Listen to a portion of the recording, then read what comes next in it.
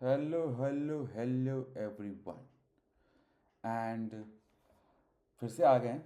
ये थोड़ा एकदम काफ़ी जावा 26 अभी आप देखेंगे लिंक्डइन पे बहुत चल रहा होगा कि जावा 26 आ गया, ऐसा है वैसा है। बट अगर आप एक फ्रेशर हैं या आप एक नॉर्मल 10 साल के डेवलपर हैं या आप 3 साल के डेवलपर हैं, भाई कितना जावा यूज़ करते हो? कोई तो 8 जावा 8 पे भी नहीं होगा।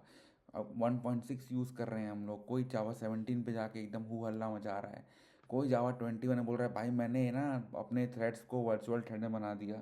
प्रोडक्शन पे गया नहीं वो, बट बना दिया। तो चलो बात करते हैं कि एक्चुअली ये इतना बड़ा घमासान जो मचा है वो है क्यों। बहुत सिंपल वीडियो रहेगी, बट बहुत चीज़ें आपको एक्सप्लेनेशन पे आ जाएगी। तो क्या क्या हम कवर करने वाले हैं? तो हम कवर ये करने वाले हैं कि प्रिमिटिव टाइप क्या होते हैं पैटर्न्स पे, वो जो लैंग्वेज के बेसिस पे होगा। लेज़ी कॉन्स्टेंट्स के बारे में बात करेंगे। फिर हम बात करेंगे AOT ऑब्जेक्ट कैशिंग के बारे में, ये परफॉर्मेंस से इसका लेना देना है। फिर G1 G C इम्प्रूवमेंट्स हुई है, उसके बारे में बात करेंगे, इसका भी लेना देना परफॉर्मेंस से है। फिर एक HTTP 3 आ गया है HTTP क्लाइंट का। आज तक तो यही नहीं पता कई लोगों को कि HTTP 2 क्या होता है, 1 क्या होता है, तो कैसे जानोगे? समझेंगे, थोड़ा कंपैरिजन करके समझेंगे। यह लाइब्रेरी है।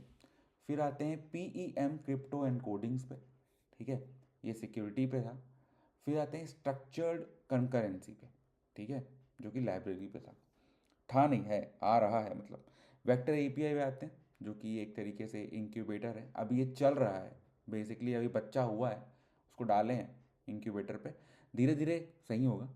फिर आते हैं प्रिपेयर पे, final is equals to final, समझे? मतलब कमिटमेंट इशू चल रहे हैं यहाँ पे, बट क्लीन अप करेंगे उसको। फिर भाई कुछ चीज़ें गई भी हैं, रिमूव एपलेट API जो है। तो चलो ये तो बता दिया। अब आते हैं फर्स्ट पे। तो प्रिमिटिव टाइप्स इन पैटर्न्स, ये फोर्थ प्रीव्यू जो भी आपका है, लैंग्वेज फीचर है ये। तो जो पुराने स्विच होते थे वो ऐसे होते थे जैसे एक डोर हुआ जो कि सिर्फ ऑब्जेक्ट्स के लिए ही ओपन होगा, समझे?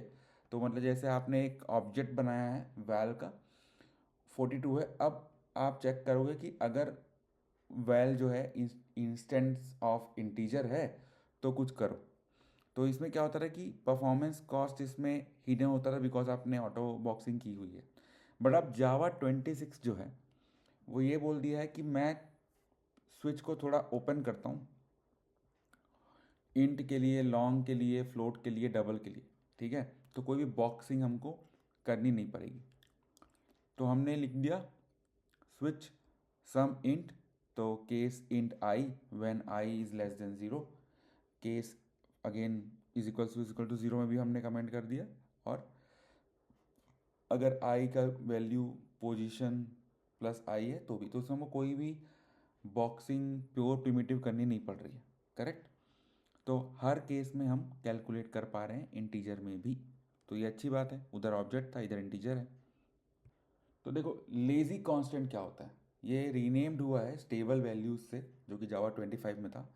तो बेसिकली स्टैटिक फाइनल जो होता है, इसका क्या मतलब होता है कि भाई ये आपने डिक्लेयर कर दिया, अब आप इसको यूज़ करो ना करो ये तो रहेगा। तो वैसे ही आपने जाके आपने ब्रोकली तो ले आई, ठीक है, पर क्या आपने ब्रोकली बनाई? तो ये बोलता है कि ब्रोकली तभी लेके आओ जब आपको एक्चुअल में ब्रोकली खाने का मन है। तो जैसे पर जब आपने ले आई तो फिर तो वो आपका पैसे खर्च हो गए। तो JVM इसको फिर एक तरीके से ट्रू कांस्टेंट तरीके से रीड करता है। तो स्टैटिक फाइनल में क्या होता था कि वो जैसे ही क्लास लोड होता था वो इनिट कर देता था उसको। तो इवन आप उसको यूज़ नहीं कर रहे हो तब भी वो उसको लोड करता था। लेकिन लेजी कॉन्स्टेंट में क्या होगा कि जब पहली बार आप उसको एक्सेस करोगे ना, तभी वो इनिट होगा, ठीक है। तो heavy init runs only on first config dot gate. तो उसके बाद उसको बोलता है कि अब ये कांस्टेंट है। जब तक उसको गेट नहीं हुआ है तब तक आपको कोई टेंशन नहीं है। अभी आते हैं AOT ऑब्जेक्ट कैशिंग पे। इसको बोलते हैं अहेड ऑफ टाइम कैशिंग, जिससे कि आपका जो स्टार्टअप है वो काफ़ी तेज हो पाएगा।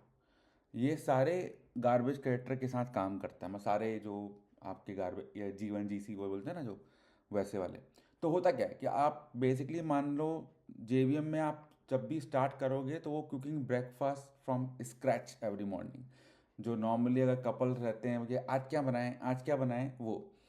तो एओटी कैश है मतलब कि आपका संडे का मील ऑलरेडी बना हुआ है, इसी को प्रिपेयर करना है। तो जेवीएम क्या करता है, प्री बिल्ड कर देगा आपके हीप को। सो जब भी आपका ऐप स्टार्ट करे वो वार्म अप वाला पूरा काम छोड़ दे। तो बिना अहेड ऑफ टाइम कैशिंग के क्या होता है कि पहले पूरे क्लासेस को पार्स करेगा, वेरीफाई करेगा, लोड करेगा बाइट कोड को, फिर सिंबल रिजॉल्व करता है, फिर जस्ट इन टाइम कंपाइल वो हॉट हॉट पार्ट्स को कंपाइल करता है जस्ट इन टाइम कंपाइलर से, फिर हीप के ऑब्जेक्ट्स को बिल्ड करता है। तो ये 2 से 5 सेकंड लग जाते हैं इसमें। लेकिन एओटी कैशे के साथ आप प्री बिल्ड कैशे को रीड करोगे, स्नैपशॉट को आप रिस्टोर कर दोगे, फिर पार्सिंग और लोडिंग को या आप स्किप कर दोगे, कोल्ड जिट को भी स्किप कर दोगे, ऐप रेडी इंस्टेंटली, हलवा है तैयार आधे घंटे में वाला। तो ये है आपका अहेड ऑफ टाइम कैशिंग। अब आते हैं HTTP 3 for the HTTP client. तो जावा ने अब HTTP क्लाइंट बना दिया है जो कि एक fastest version of HTTP read करता है। तो बेसिकली आप समझ जाओ कि HTTP 1.1 क्या था, 1 लेन रोड थी, 2 में मल्टी लेन हाईवे हो गया, और 3 में अब फ्लाइंग कार मॉडल बहुत ही तेज। तो क्या होता है, ये QUIC पे चलता है जो कि UDP पे है, पर UDP और क्या बोलते TCP का थोड़ा सा मिक्सचर है। कोई ब्लॉकिंग नहीं है, फास्टर है even on bad wifi. So now ये सब आ गया है जावा पे। तो एक तरीके से समझ जाओ कि 1997 पे हुआ था, प्रोटोकॉल TCP था, एक रिक्वेस्ट पर कनेक्शन यूज़ कर सकते थे, स्लो था, ब्लॉकिंग था। ठीक है। 2 में क्या हुआ, 2015 पे आया, TCP हुआ, मल्टीप्लेक्स हो गया, ये head of the line blocking था इस पर। अब आ गया है HTTP 3। ये QUIC या UDP पे चलता है, ये स्ट्रीम्स यूज़ होते हैं इसमें, और इसमें कुछ भी ब्लॉकिंग इशू अभी तक नहीं मिला है। और कैसे बनाओगे इसको, HTTP client is equals to HTTP client dot new builder dot version HTTP client dot version dot HTTP 3 dot build. Simple, समझे। सो अब आता है स्ट्रक्चर्ड कंकरेंसी। बेसिकली आप मल्टी थ्रेड कोड को ऐसा लिखो कि वो इजी एज सिंगल थ्रेडेड हो सके। तो समझ जाओ कि एक मैनेजर है, सारी टीम को टास्क असाइन कर रहा है, राइट। अगर एक भी टीम मेंबर फेल करता है तो पूरा टास्क कैंसिल हो जाता है। बट अगर मैनेजर ही कैंसिल हो गया, मतलब मैनेजर मान लो ले ऑफ हो गया है, कुछ हो गया है, तो पूरी टीम ही कैंसिल हो जाती है एक तरीके से। तो ये clean parent child life cycle बनाता है। तो बेसिकली अगर इसको आप देखोगे तो एक स्ट्रक्चर टास्क स्कोप है, dot shut down on failure, फिर सब टास्क रहेगा उसके अंदर यूज़र का, ऑर्डर का, और रिटर्न कर देगा। तो बेसिकली आपका स्ट्रक्चर टास्क कोर्स के अंदर आपके दो सब टास्क चलेंगे और वो दोनों ज्वाइन होंगे। अगर फेल हो गए तो सबके सब फेल, तो ये बेस्ट है। तो अगर फैच यूज़र फेल तो फैच ऑर्डर जो है वो ऑटोमेटिकली कैंसिल हो जाएगा। सही चीज़ है ना। तो बस ये है स्ट्रक्चर्ड कंकरेंसी। अब थोड़ी सी परफॉर्मेंस और सिक्योरिटी की बात करते हैं। तो 2 इम्पॉर्टेंट जो हुई थी वो है G1 GC और क्रिप्टोग्राफिक PEM एनकोडिंग्स पे। तो G1 GC पे स्पीड बूस्ट मिला, इनको एक सिंक्रोनाइजेशन इम्प्रूवमेंट्स मिला है, इनके थ्रेड कंटेंशन जो होते हैं वो रिड्यूस हुए हैं GC पॉजेस पे। जो हमने पहले बात की थी कि भाई GC पॉज हो जाता है तो आपको एक तरीके से आपका जो कि टाइम रहता है उसको बढ़ाना रहता है ना, तो उस सब के लिए बेटर थ्रूपुट मिला है हमको कंकरेंसी ऐप्स में। और जीवन अब out of memory error throw करता है अगर GC ओवरहेड हो गया 98% से ज़्यादा, जैसे कि पैरेलल GC करता था। तो ये अच्छी बात है। फिर एक क्रिप्टो एनकोडिंग क्या होती है, एक नई API आई है, एनकोड डिकोड क्रिप्टोग्राफिक की और सर्टिफिकेट्स की। अब ये PEM फॉर्मेटिंग करता है जो कि बिगिन सर्टिफिकेट में लाता है, और ये लेस एरर प्रोन है देन मैनुअल बाइट मैनिपुलेशन। अब PEM क्या बोल रहे हो आप, बोलोगे इतना बार PEM बोल दिया, फुल फॉर्म तो बताओ। तो फुल फॉर्म है प्राइवेसी एनहांस्ड मेल, समझे। प्राइवेसी एनहांस्ड मेल, ये है फुल फॉर्म इसका। तो ये एक सिंपल ऑल्टरनेटिव फॉर्मेट है, ठीक है। तो इसलिए आप सर्टिफिकेट ये सब चीज़ के बारे में बात कर रहे हैं, परफॉर्मेंस और सिक्योरिटी पे। अब आता है आप सबका फेवरेट, इसमें आ गया वेक्टर API और make final mean final. Vector API में क्या लिखा गया कि जो आपका नॉर्मल जावा लूप होता है वहाँ पे आप क्या करते हो, i=0 करते हो, i=n जो भी आप लिखते हो, फिर आपका कोई भी कंप्यूटर वैल्यू में आप दोनों को प्लस कर रहे हो, तो ये एक एक करके होता है ना, लीनियर ऑपरेशन है। लेकिन वेक्टर API में क्या है कि आपने एक इंट वेक्टर बनाया जो कि पूरा ए से लेके करके सब कुछ ले लेगा। दूसरा आपने बनाया और फिर आखिरी में आपने V A dot add V B कर दिया और उसको एक अलग वैल्यू में स्टोर कर दिया सी में। तो इससे क्या हुआ, इससे आपके 8 से 16 एडिशन जो है वो एक सी पी यू इंस्ट्रक्शन पे हो रहे हैं। तो ये फ़ायदा है वेक्टर ए पी आई का। ठीक है, अब S I am D instruction क्या होता है वो पूछोगे। तो अगर आपने थोड़ा भी पढ़ा है, नहीं पढ़ा है, तो एस आई एम डी मतलब होता है सिंगल इंस्ट्रक्शन मल्टीपल डेटा। तो सी पी यू कमांड जो रहते हैं वो सेम ऑपरेशन परफॉर्म कर सकते हैं मल्टीपल डेटा पॉइंट्स में साइमल्टेनियसली। फिर आते हैं इस वाले पे, cleaning up a 20-year-old loophole. तो prepare final equals to final. Problem क्या थी, फाइनल का मतलब होना चाहिए था कि भाई इसको नहीं चेंज कर सकते, बट हमें पता है कि हम डीप रिफ्लेक्शन से इसको चेंज कर सकते थे, राइट। तो अब क्या होता है, जावा 26 पे एक वार्निंग्स यूज होती है, future Java will make it hard error. पर राइट नाउ आपको एक वार्निंग देती है कि भाई ये फील्ड जो है वो म्यूटेट कर रहे हो तुम। ठीक है, तो ये एक फ़ायदा है। तो इसमें अगर फाइनल बनाए हो तो भाई फाइनल वैल्यू करना है, जहाँ पे भी चेंज करोगे वहाँ पे हम बोलेंगे कि भाई ये वार्निंग है। अब उसके बाद आते हैं कि कुछ क्लीनअप और बोनस फीचर के बारे में बात हुई है, जैसे कि जो एप्लेट एपीआई है इसको रिमूव कर दिया गया है। डेप्रिशिएटेड था ये जावा 9 से, और इसको डेप्रिशिएटेड फॉर रिमूवल रखा गया था जावा 17 से। ये क्या करता था, ये ब्राउज़र के अंदर कोड रन करता था 90s और 200s में। अब ये ऑफिशियली गॉन हो गया है। पर अगर आप यूज़ करते हो तो आपको जावा एफएक्स या वेब टेक में यूज़ करना रहेगा।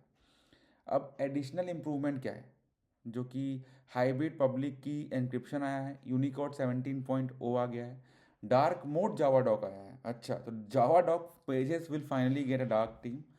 Then post quantum jar signing आया है, मतलब कि future proof supply chain security against quantum computer. H T P time out fix आ गया है, तो टाइम आउट अब कवर करता है पूरी रिस्पॉन्स बॉडी को, सिर्फ सिर्फ हेडर्स को नहीं, ये अच्छा है। वर्चुअल थ्रेड में डीबग आया है, मतलब इंटेलिजेंट ग्रुप्स जो है virtual threads by scope in the debugger. So ये भी अच्छा होता है कि आप डीबग कर सकते हो। तो एक जर्नी पे देखोगे अगर आप, तो जावा 8 पे आपके लैम्डा स्ट्रीम ऑप्शनल ये सब आए थे, जहाँ पे जावा फाइनली फंक्शनल प्रोग्रामिंग के इंटरफेस में घुसा था। जावा 11 पे आपके क्लीनअप्स आए, जैसे वार कीवर्ड आया, क्लीनर एपीआई आई, रिमूव्ड आया, पुराने जो भी ब्लोटेड फ्रेमवर्क्स हैं उनको रिमूव किया गया। जावा 17 से स्ट्रक्चर बना, रिकॉर्ड आया, सील्ड क्लासेस आया, टेक्स्ट ब्लॉक आया जिससे कि क्लीन डेटा मॉडलिंग हो सके। जावा 21 में कंकरेंसी लीप बनी, यानी कि वर्चुअल थ्रेड्स आए, millions of light weight threads आए जो कि चेंज कर सकते हैं एवरीथिंग। अब ए आई आ रहा है, मतलब एक्सपेक्ट ओरिएंटेड नहीं आया है यहाँ पे। अहेड ऑफ टाइम कैशिंग आ रही है, वेक्टर ए पी आई आ रहा है, एच टी पी 3 आ रहा है, cloud native A I ready बन रहा है जावा।